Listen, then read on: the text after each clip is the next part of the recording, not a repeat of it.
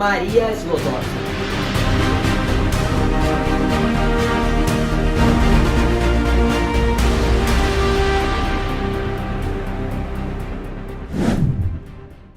Maria Sklodowska nasceu em 7 de novembro de 1867 na cidade de Varsóvia, Polônia.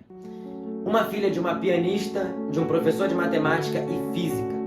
A mãe de Maria morreu quando Maria tinha 11 anos de idade. Com isso, Maria precisava dar um norte à sua vida e, pelo seu pai ser professor de matemática e física, ela se aprofundou mais nos estudos, por mais que fosse nova, e se tornou uma das melhores alunas do colégio e a melhor aluna da sala.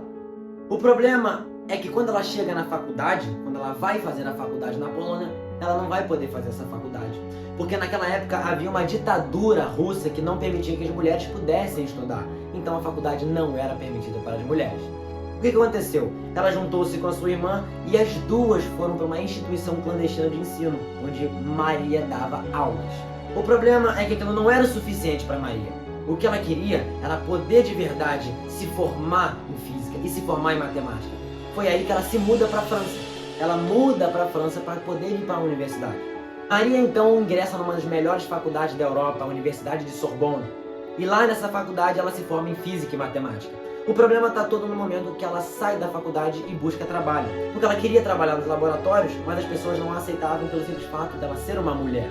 Foi aí que dentro dessas pesquisas, Maria descobriu um rapaz extremamente elegante, um rapaz extremamente inteligente, chamado Pierre Curie. E então Pierre encantou-se pela genialidade da moça e começou a dividir o laboratório com a moça e posteriormente o coração.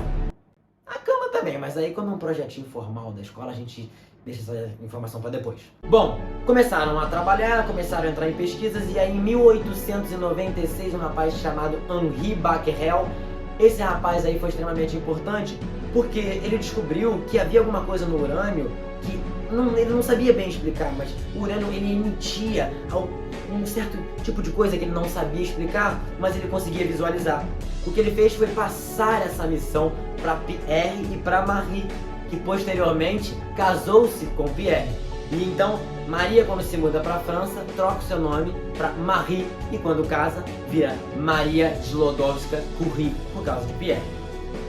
Dentro do ramo das pesquisas, os dois começam a entender mais ou menos o que era aquela coisa misteriosa que era emitida pelo urânio. Então, através de outro elemento chamado tório, ela descobriu que cada elemento emitia aquilo de maneira diferente e aquela quantidade de elementos juntas faria uma emissão muito maior.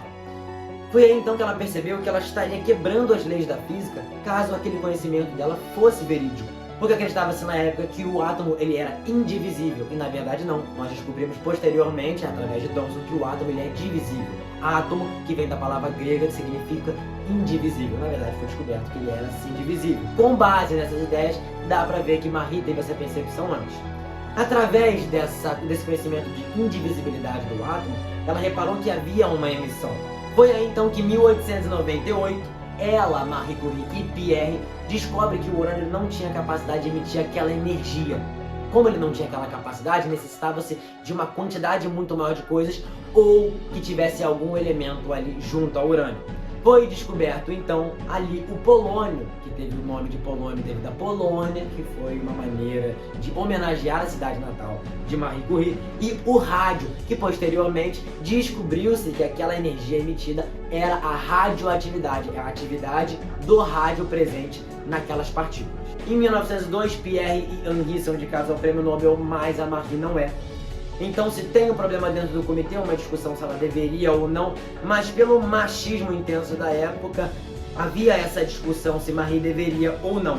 Pierre deu uma forcinha ali no comitê, fez uma pressão para ver se eles conseguiam ceder, e na verdade ela ficou com 1/4 do Prêmio Nobel, dividindo o prêmio para ela, Henri e Pierre, mas ficando com a quantidade mais reduzida do valor. E uma das coisas mais interessantes é que posteriormente, em 1911, Marie ela ganha outro Nobel. Só que o anterior tinha sido um Nobel, correto? Só que aquele anterior foi de física. Agora ela ganhou outro Nobel e ela ganhou outro Nobel de outro ramo. Ela ganhou o primeiro, ela não satisfeita com ganhar um Nobel, ela ganhou 2. Não satisfeita com ganhar 2, ela teve que ganhar um de cada disciplina para mostrar que era boa zona.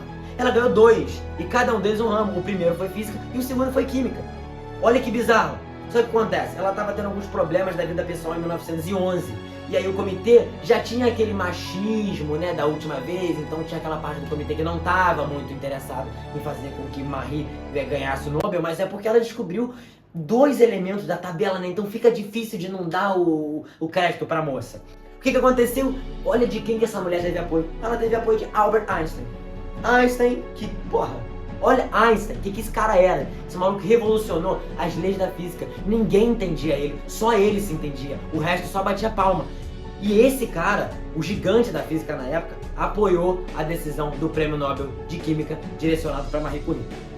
As contribuições de Marie Curie foram extremamente bizarras do começo até o final, desde o momento em que ela pesquisou cada elemento, até posteriormente, quando ela ganhou uma certa fama e fundou instituições, principalmente na França. Hoje ainda nós temos essa instituição de Marie Curie lá. Foi nome de várias outras coisas, vários outros projetos, foi referência. Ela ainda é a única mulher que ganhou, não, única mulher não, me perdoa, ela é a única pessoa que ganhou um Nobel em 2 áreas, ganhou 2 Nobel, sendo um deles em uma área, né? Olha isso, que parada. Na guerra ela foi extremamente essencial. Por quê? Porque ela criou uma máquina com auxílio da radioatividade, uma máquina de radioterapia que amenizava ali na ajuda dos soldados feridos.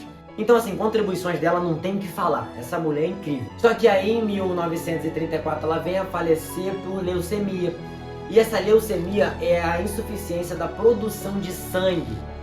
E essa insuficiência foi descoberta muito por causa da exposição que ela tinha à radioatividade. Então isso foi matando ela aos poucos. Dizem que ela ainda sobreviveu muito, porque ela deveria ter morrido muito antes, porque ela tinha uma exposição muito alta à radioatividade. A vida dela toda foi trabalhando com a radioatividade. Isso foi extremamente prejudicial para a vida dela. Então, senhoras e senhores, olha que maravilhoso. Olha que mulher. Que gênio, né? Essa mulher sinistra. Cuidado só quando vocês forem manusear alguma coisa que tenha rádio, plutônio, urânio. Bota uma roupinha, né? Porque hoje, o que eles fizeram? O caixão dela foi para uns lugares importantíssimos lá, tipo um cemitério de gente importante da França, tá ligado? E tá lá o dela e o do marido. Só que o dela teve que ser especial, porque assim, o corpo dela, mesmo muito tempo depois, ainda emite radioatividade. É a mesma ideia, por exemplo, de Chernobyl, sabe? Então, teve que ter um revestimento daquilo ali para que fosse seguro colocar naquele ambiente, porque virou um ambiente de visitação, né? Para que as pessoas pudessem estar ali sem correr risco de emissão à radioatividade. Então, cuidado, viu uma bomba nuclear? Dá licença, né? Putz, seu arrombado.